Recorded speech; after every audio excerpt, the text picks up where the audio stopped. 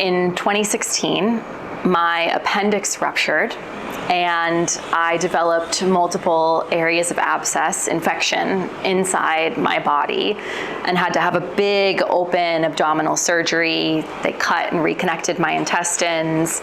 And that sort of started 6 years where I was in and out of hospitals. Doctors could not really figure out why I wasn't well. And having multiple procedures and follow-up surgeries. And in 2021, in December of 2021, I had another surgery. And I thought, this is it. Like, at this rate, I'm 31 years old. I'm never gonna make it to retirement. I wanna see the world before I die. So in the summer of 2022, I quit everything. I had the dream life, truly. I was living in New York City. I was running my own business in the film industry. Before that, I was working as a reporter on Capitol Hill in Washington, D.C. Before that, I went to a prestigious university, had an amazing college education at a big famous football school in the US.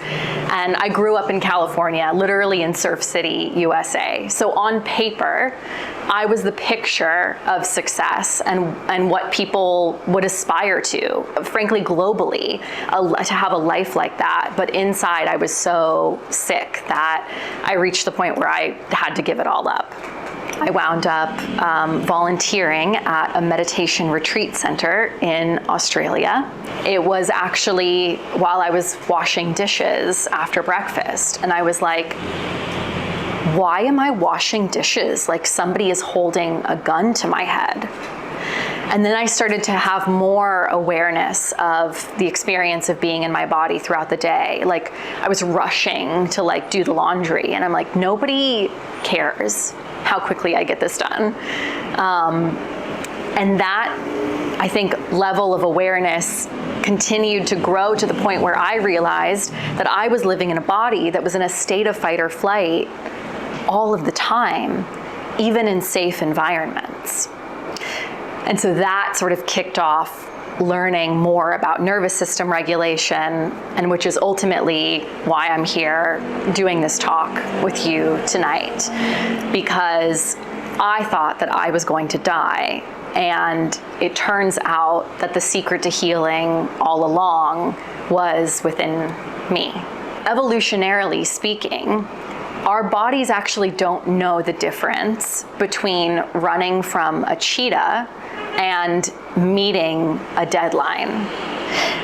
And so what's happening in our body is that we're getting activated to run from the cheetah, to have that difficult conversation or to get the work done on time.